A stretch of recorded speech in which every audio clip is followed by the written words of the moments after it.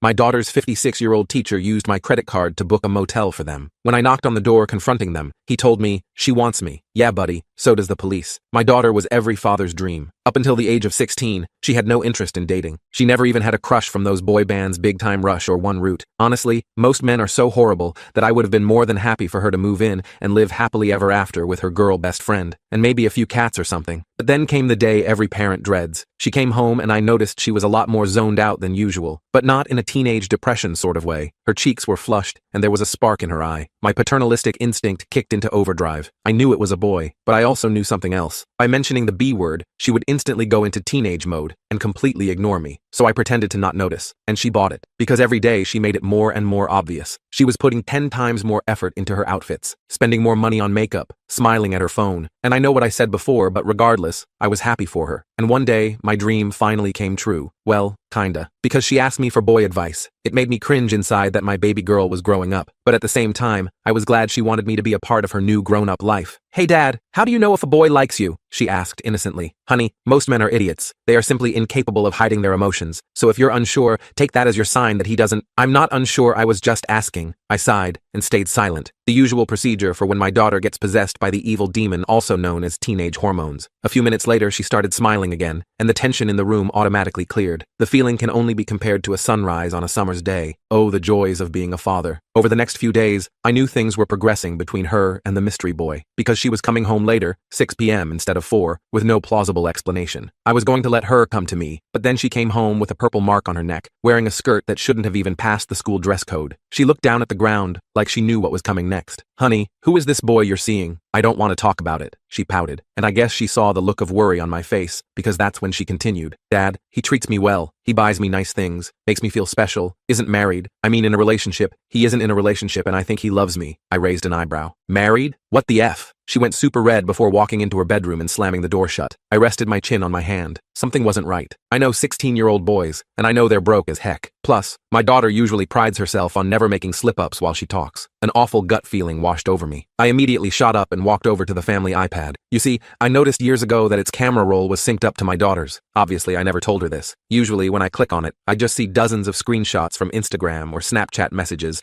involving trivial drama with her friend group, or the occasional flower crown selfie. But this time I saw something much darker, because sitting right there in the recent photos was her and her boyfriend. She was sitting on his lap. This would have been fine, except I recognized his face. It was Mr. Dalton, her English teacher. Suddenly, it all made sense. The extra smiles in the parent-teacher conferences, his constant praise of my daughter. In the parent group chat, they were recently talking about how we should get him a gift to celebrate his oncoming retirement. Bile rose in my throat. I wanted to grab her phone, find his address, and beat his A, until his brain was minced meat on the sidewalk. But I knew this was a sensitive situation, and I didn't want my daughter to never trust me again. So instead, I walked to her bedroom and knocked on the door. When she said I could come in, I gently entered and sat on the other side of the bed. I was ready to take full advantage of her. "Darling, I just want you to know I support you no matter what. I hope you and your boyfriend are happy together, and let him know that I wish all the best for him." Her face lit up, just as planned. "Thank you, Dad. You're the best." She then gave me a huge hug and promised me she'd tell her boyfriend. As soon as I left her bedroom and shut the door, I almost collapsed. I was so disgusted, and putting on this front was culling me, but I knew it had to be done. And like clockwork, the next day, Mr. Dalton texted me. His message was very warm. "Good afternoon, sir. Just wanted to let you know Ava has been performing brilliantly in class this week, and I wanted to send you my utmost respect for how you raised her." We texted for a while, and I asked if he wanted to meet for dinner, and that sick scumbag agreed, not knowing it would be his last meal. I suggested Marcello's, an upscale Italian restaurant downtown. But before Friday arrived, I realized I needed help. This wasn't something I could handle alone, not if I wanted to protect Ava properly. My original plan of confronting him alone was too risky. What if I lost control? What if I ended up in jail, leaving Ava completely vulnerable? The school counselor, Melissa Winters, had always impressed me with her no-nonsense approach. She had a reputation for being fiercely protective of students while maintaining professional boundaries. Her office was tucked away in the east wing of the school, far from the English department. I arrived 15 minutes early for our appointment, rehearsing what I'd say while watching parents and students filter out of the building. When the hallway emptied, I slipped inside. The office was smaller than I expected, walls lined with degrees and colorful posters about mental health and resilience. "Mark, come in," Melissa said, closing the door behind me. Her office was warm, filled with plants and motivational posters about resilience and growth. "What's going on?" Her voice was calm, but direct, her eyes sharp behind tortoiseshell glasses. I inhaled deeply, the weight of my discovery making it hard to breathe. "This stays between us for now?" My voice sounded strange to my own ears. She nodded, her expression turning serious. "Of course." I pulled out my phone and placed it on her desk. I need you to listen to something. All of it. I played the recording I'd made of my conversation with Ava about her boyfriend, followed by my text exchanges with Dalton. I'd spent the previous night compiling everything, organizing the evidence chronologically. For the next 45 minutes, Melissa sat perfectly still, her face growing increasingly pale. When it finally ended, she looked up at me with horror in her eyes. How long has this been happening? She whispered. A few months, I think. Maybe longer. I ran my hands through my hair. I can't go straight to the police. Ava would never forgive me, and Dalton's too smart. He'd twist everything. Melissa nodded slowly. You're right to be cautious. Men like Dalton, they're manipulative. They plan escape routes. We need to build a case carefully, one that protects Ava above all else. What do? I leaned forward, desperate for direction. First, we document everything. Dates, times, messages. She leaned forward. And Mark? This has to be handled delicately. If Dalton suspects anything, he could destroy evidence or worse, convince Ava to run away with him. The thought made my blood run cold. I imagined Ava disappearing, leaving only a note behind. I'll do whatever it takes. Let me make some discreet inquiries, she said. There might be other students. She wrote something in her notebook. I hadn't even considered that possibility. The idea that Ava might be one of many made me feel simultaneously relieved. She wasn't singled out, and horrified. How many lives had this man damaged? You think there are others? Predators rarely stop at one victim. She wrote something in her notebook. Give me a week. Don't confront him. Act normal. That dinner you planned? Keep it, but record everything. She tore a page from her notebook and slid it across the desk, a list of apps that could discreetly record conversations. Acting normal proved nearly impossible. Every night, Ava texted constantly, giggling at her phone. Every sound made me jump. Every time she left the house, I imagined the worst. 3 days after my meeting with Melissa, I noticed Ava's behavior shifting. She seemed more secretive, defensive. Her bedroom door stayed locked more often. She started taking her phone into the bathroom during showers, something she'd never done before. That night, I checked the synced photos again. My heart stopped. New pictures showed Ava in what looked like a hotel room, sitting on a bed. Nothing explicit, but clearly not a classroom. The generic artwork on the wall, the standardized lamp on the nightstand, unmistakably a hotel. She was smiling at the camera, wearing a dress I'd never seen before. Too mature, too expensive. I downloaded them immediately, adding them to my growing file. The images burned into my retinas, keeping me awake long into the night. The next morning, I received a text from Melissa. Need to talk. Found something. The message arrived as I was pouring coffee, causing me to spill hot liquid across the counter. I met her during my lunch break at a coffee shop 3 miles from the school. Melissa was already there, a manila folder on the table beside her untouched latte. I've been reviewing attendance records, she said quietly, sliding a folder toward me. The paper inside was a printout of Ava's attendance record, with certain periods highlighted in yellow. Ava has missed her last period every Friday for the past 2 months. Dalton's planning period, I muttered, the pieces falling into place. She nodded. And there's more. 3 years ago, there was an incident with another student. Nothing was proven, but the girl transferred schools suddenly. She pulled out another paper, an email exchange between administrators discussing a situation that had been handled discreetly. Why wasn't he fired? My voice rose slightly. The family moved away. No formal complaint was filed. She sipped her coffee. But I found the girl's best friend. She's a senior now. She remembers things. Hope flickered in my chest. Will she talk? Not yet. She's scared. Melissa checked her watch. Mark, we need more. Something concrete. That night, I slipped a small voice-activated recorder into the front pocket of Ava's backpack while she showered. The guilt was overwhelming, but I kept thinking of those hotel room photos. The next day was Friday, the day of my planned dinner with Dalton. I called in sick to work and waited until Ava came home at 6:30 p.m. She breezed through the door, cheeks flushed, hair slightly disheveled. Dad, I thought you had that dinner thing tonight. She dropped her backpack by the door. Cancelled, I said, trying to sound casual. Wasn't feeling well. I pretended to cough for effect. Oh, was that relief in her voice? Well, I'm going to shower and then study in my room. As soon as she went to her room, I retrieved the recorder from her bag and locked myself in my home office. My hands trembled as I connected it to my computer, downloading the audio files. The first few were mundane, classroom discussions, hallway chatter. Then Dalton's voice came through clearly. You know I'd never hurt you, right? People wouldn't understand what we have. They'd try to keep us apart. His tone was soft, persuasive, with an underlying urgency that made my skin crawl. My dad likes you, Ava replied, her voice carrying that same dreamy quality I'd noticed weeks ago. A chuckle. Your father sees what I want him to see. Men like us understand each other. What do you mean? Confusion tinged her question. Nothing, sweetheart. Just that your father and I are both men of the world. Now, did you finish that college application essay? Berkeley would be perfect for you. Close enough for us to see each other regularly. The calculated manipulation was unmistakable. My hands shook as I continued listening. For an hour, Dalton alternated between discussing literature and making subtle comments about their special connection. He quoted poetry to her, Neruda and Byron, twisting beautiful words into grooming tools. I got you something, his voice said near the end of the recording. Open it. There was rustling, the sound of paper being unwrapped. Ava gasped. It's beautiful, but it looks expensive. Nothing's too expensive for you. Just don't wear it around your father yet. Our little secret. I stopped the recording, feeling sick. He was buying her jewelry now, marking his territory. I copied the files to a secure drive, then texted Melissa. Got audio, clear evidence of grooming. I texted Dalton to cancel our dinner, claiming a work emergency. I couldn't trust myself to sit across from him without doing something I'd regret. That weekend, Ava grew increasingly moody. Sunday night, I heard her crying, but when I knocked, she told me to go away. Monday morning, Melissa texted again. Principal's office, 4 p.m. Bring everything. The message sent a jolt of adrenaline through me. This was it, the moment we'd start the official process of stopping Dalton. I spent the day organizing all my evidence, the recordings, photos, attendance records. I created a timeline, noting every suspicious interaction, every unexplained absence. At 3:30, I headed to the school. The parking lot was half empty, most students already gone for the day. I was so focused I almost didn't notice Ava standing by the main entrance, arguing with a girl I recognized as Skylar Williams, her lab partner. "You don't know what you're talking about," Ava hissed, her face flushed with anger. "I know exactly what I'm talking about," Skylar replied. "He did the same thing to my cousin before she transferred. Ask her about the bracelet he gave her." She reached for Ava's wrist, where I could now see a silver bracelet glinting in the afternoon sun. My heart stopped. I ducked behind a car, watching as Ava stormed off toward the English wing. Her shoulders were hunched, head down as she pushed through the double doors. This was bad. If she confronted Dalton now, everything could fall apart. I texted Melissa, "Emergency. Ava heading to Dalton's room. Might confront him." Her response was immediate. "On my way. Stall her if you can." I rushed into the building, trying to look casual. When I turned the corner to the English department, I saw Ava disappearing into Dalton's classroom. Through the small window in the door, I could see them arguing. Dalton's face was tight with anger, his usual composed demeanor cracking. He grabbed Ava's arm, and something in me snapped. I burst through the door. "Take your hands off my daughter." They both froze. Dalton recovered first, releasing Ava and stepping back with a practiced smile. "Mark, what a surprise." Ava and I were just discussing her essay. "Dad, what are you doing here?" Ava looked mortified, her cheeks flushing with embarrassment. "I came to see Principal Harrison," I said, never taking my eyes off Dalton. "Ava, we need to go." "No," she stepped away from me. "You don't understand. Skylar's saying horrible things about Mr. Dalton." "Lies." Dalton's smile never wavered, but his eyes hardened. "Teenage gossip, I'm afraid. Happens to many teachers." "Ava, please," I said, reaching for her hand. "We need to talk. Privately." "There's nothing to talk about." Her voice rose. "You said you supported us. Perhaps this isn't the best time." Dalton interjected smoothly. "Ava, why don't you head home? Your father and I can discuss this like adults." Before I could respond, Melissa appeared in the doorway with Principal Harrison behind her. Harrison was a tall man with a military bearing, his expression grave. "Mr. Dalton," Harrison said, his voice stern. "My office. Now." Dalton's facade cracked slightly. "What's this about?" "A serious matter requiring immediate attention," Harrison replied. "Ms. Winters, please escort Ava to your office." "I'm not going anywhere," Ava shouted, tears streaming down her face. "Dad, what did you do?" "What I had to do to protect you." My voice caught. "I don't need protection from him." She turned to Dalton. Tell them it's real." Dalton's expression changed, calculating. "Ava, calm down. This is clearly a misunderstanding." "Mr. Jenkins," Harrison said quietly, "perhaps you should join your daughter and Ms. Winters." I nodded, watching as 2 security guards appeared behind Harrison. Dalton noticed them too, his confident smile faltering. "This is ridiculous," he said. "Based on what? The word of a jealous teenager?" "We have evidence," Harrison replied. "Substantial evidence." He nodded to the security guards who moved closer to Dalton. The next hour was the hardest of my life. In Melissa's office, Ava alternated between screaming at me and sobbing uncontrollably. She called me a liar, a traitor, swore she'd never forgive me. "He loves me," she cried. "You ruined everything." Melissa tried to intervene. "Ava, I know this is difficult, but there are things you don't understand." "What don't I understand?" "That my dad pretended to support me while going behind my back? That Mr. Dalton has done this before," Melissa said gently. That stopped Ava cold. "What?" "3 years ago with another student. She transferred schools afterward." "You're lying," Ava whispered, but I could see doubt creeping into her eyes. "Skylar's cousin," I said quietly. "That's who she was talking about, wasn't it?" Ava stared at the floor. "She said he gave her a bracelet too." My heart sank. "What bracelet, Ava?" Slowly, she pulled up her sleeve, revealing a silver bracelet with a small sapphire charm. "He said it matched my eyes." Melissa made a note. "May I see it?" As Ava reluctantly removed the bracelet, Harrison entered the office, his face grim. "Mr. Dalton has been escorted off campus and placed on administrative leave pending investigation. The board has been notified, as has our legal team." "What about the police?" I asked. Harrison sighed. "That's complicated. Without Ava's cooperation." He glanced at my daughter. "I'm not talking to the police," Ava interjected. "This is insane. You're all treating me like a child." "You are a child," I said firmly. "You're 16. I'm old enough to know what I want." Harrison suggested we all take the night to cool down. As we left the school, Ava walked 10 paces ahead of me, refusing to acknowledge my existence. That night, she locked herself in her room. I sat outside her door, listening to her cry until she fell asleep around midnight. The next morning, Ava's phone buzzed repeatedly. When she didn't emerge for breakfast, I checked her room and found it empty, window open. My heart nearly stopped. The curtains fluttered in the morning breeze, a hastily scrawled note on her pillow. You can't stop us. I called her phone, straight to voicemail. I texted Melissa in a panic. Ava's gone. Think she's with Dalton. Her response was immediate. Calling Harrison. Check credit cards for hotel charges. I logged into my bank account and saw it. A charge from the Bayview Inn on the edge of town, just 20 minutes earlier. I remembered Ava once mentioning she'd used my credit card to order pizza for them. He must have saved the information. I grabbed my keys and raced to the hotel,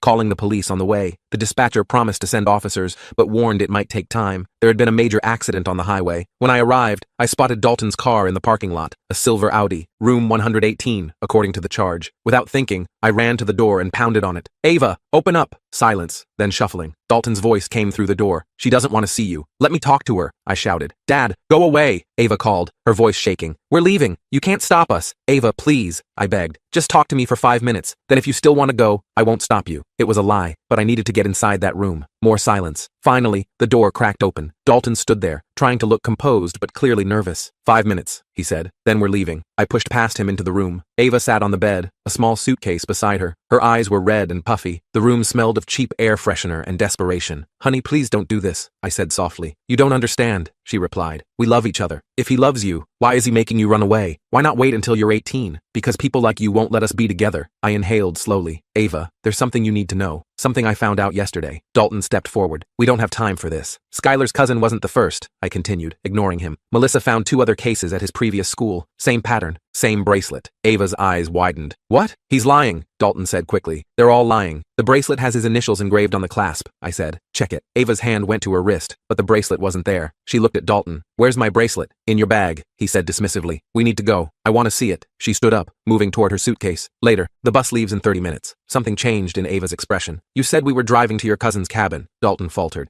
We discussed both options. No, we didn't. She stood up slowly. You said your cousin has a cabin in Oregon where we could stay until things blew over. Plans change, he snapped, his mask slipping. Now grab your bag. I stepped between them. She's not going anywhere with you. Dalton's face darkened. This doesn't concern you anymore. Ava, tell your father you're coming with me. But Ava was staring at him, really seeing him perhaps for the first time. You lied about the cabin. It's a minor detail. What else did you lie about? She turned to me. Dad, what did you mean about other cases? Before I could answer, sirens wailed in the distance. Dalton's expression turned desperate. We need to go now, he growled, grabbing Ava's arm roughly. She winced, trying to pull away. You're hurting me. Let her go, I warned, stepping closer. Or what? He sneered. You'll stop me? She's coming with me, and you're going to let us walk out that door. I looked him straight in the eyes. The police are already here. It's over, Dalton. As if on cue, there was a sharp knock at the door. Police, open up! What happened next seemed to unfold in slow motion. Dalton released Ava and lunged for his jacket. I saw the glint of metal and realized with horror he had a GN. Nobody moves, he shouted, pointing it at me. Ava, get your bag. We're going out the back. Ava stood frozen, her face pale with shock. You have a gun? Just for protection, he said, his voice suddenly gentle again. Come on, sweetheart. We need to go. The police knocked again, more forcefully. Open the door now. Dalton grabbed Ava's arm with his free hand. Move! Something snapped in me. I lunged forward, tackling him just as the police broke down the door. The GN went flying as we crashed to the floor. I heard Ava scream, officers shouting commands. Officers swarmed in, pulling me off him and pinning Dalton face down. One officer secured the gun, while another handcuffed Dalton. Ava stood against the wall, shaking violently. I rushed to her, wrapping my arms around her as she collapsed against me. I'm sorry, she sobbed. I'm so sorry. I thought he loved me. It's okay, I whispered, holding her tight. It's over now. You're safe. As the police led Dalton away in handcuffs, he locked eyes with me one last time. The mask was completely gone, revealing the predator beneath. Cold, calculating eyes stared back at me. At the police station, everything happened in a blur. Statements were taken, charges filed, possession of an unregistered firearm, attempted kidnapping, sexual exploitation of a minor. Ava was quiet on the drive home, staring out the window. When we arrived, she finally spoke. How did you know? About the hotel? He used my credit card, I explained. Must have gotten the information from your phone. She nodded slowly. I gave him your card number once, to order pizza. Her voice broke. I was so stupid. No, I said firmly. You weren't stupid. He was manipulative. That's what predators do. They're experts at making you trust them. That night, Ava asked if she could sleep in my room, like she used to do during thunderstorms when she was little. I made her a pallet on the floor next to my bed. As I turned out the light, her small voice came through the darkness. Dad, I don't hate you. I'm sorry I said that. I reached down and squeezed her hand. I know, sweetheart. How can I ever trust myself again? She whispered. I thought what we had was real. It will take time, I said gently, but you'll learn to trust yourself again. And until then, I'm right here. In the days that followed, the full extent of Dalton's predatory behavior came to light. 2 former students came forward with similar stories. The bracelet, it turned out, was his signature, identical to the ones he'd given his previous victims. Ava agreed to speak with a specialized counselor, though she refused to testify in court. The other evidence, the recordings, the hotel incident, the GN, was enough to ensure Dalton would face serious consequences. 2 weeks after the hotel incident, the district attorney called. They had enough evidence to proceed without Ava's testimony, but her statement would strengthen their position. The preliminary hearing is next month, the DA explained. Dalton's lawyer is already floating a plea deal. What kind of deal? I asked. 10 years? Possibility of parole after 7? We're pushing for more. That night, I broached the subject gently. We were eating dinner, pasta I'd made from scratch. The DA called today. I kept my tone casual. Ava stiffened. I don't want to testify. Nobody's asking you to, I assured her. They have enough without your statement. She relaxed slightly. Good. But, I continued carefully, if you did want to make a statement, it could help ensure he gets a longer sentence. She was quiet for a long moment. How long would he get without my statement? Maybe 10 years. Out in 7 with good behavior. Her spoon clattered against the bowl. 7 years? That's it? I'll be 23 when he gets out. The next day, Melissa texted me. Skylar's cousin Jade wants to talk to Ava. Might help. Your call. I showed Ava the message. To my surprise, she immediately said yes. We met Jade at a quiet coffee shop downtown. She was 19 now, a college sophomore with bright blue hair and kind eyes. They sat in a corner booth while I waited at the counter, close enough to watch but far enough to give them privacy. On the drive home, Ava was quiet until we hit the highway. Jade said the same things, she finally murmured, about being special, understanding him like no one else could. I kept my eyes on the road, letting her continue. He told her they'd go to Paris after she graduated. He had it all planned out. She turned to look out the window. He told me we'd go to Greece. My hands tightened on the steering wheel. I'm sorry, sweetheart. No, I'm glad I know. She inhaled deeply. I want to write that statement. That night, Ava sat at the kitchen table with a legal pad, writing and crossing out lines for hours. Around midnight, she pushed the pad toward me. Can you read it? Tell me if it's okay? I sat down and began to read. Her words were raw, powerful, and heartbreakingly honest. She described how Dalton had gradually isolated her, made her feel special, while simultaneously making her doubt herself. This is more than okay, I said when I finished. This is brave. She nodded, taking the pad back. I want to read it myself. In court. I want him to hear it from me. The day before the hearing, I found her in the backyard, sitting under the old oak tree where she used to play as a child. Having second thoughts? I asked, sitting beside her. A million of them. She plucked at the grass. But I keep thinking about what you did, how you knew something was wrong and didn't ignore it, even when it would have been easier. I winced, remembering the invasion of privacy. I'm not sure I handled everything right. You protected me, she said simply. Now I need to protect myself, and maybe others too. The courthouse was intimidating, all marble and echoing hallways. Ava wore a simple blue dress and clutched her statement in trembling hands. When Ava was called to speak, she walked to the podium with her head high. Her voice shook at first, but grew stronger with each word. She didn't look at Dalton until the very end. You made me believe I was special, she said, finally meeting his gaze. But now I know the truth. You're the one who isn't special. You're just another predator who couldn't succeed with women your own age. Dalton's face remained impassive, but I saw his jaw tighten. When Ava returned to her seat, I squeezed her hand, unable to speak through the lump in my throat. The judge denied the plea deal. The case would go to trial, where Dalton would face additional charges based on evidence found on his devices. The DA was confident he'd get 20 years minimum. The trial was scheduled for 6 months later. Life began to find a new rhythm. Ava transferred to a different school for her junior year. She joined the debate team and discovered a talent for persuasive speaking that surprised us both. One evening in late October,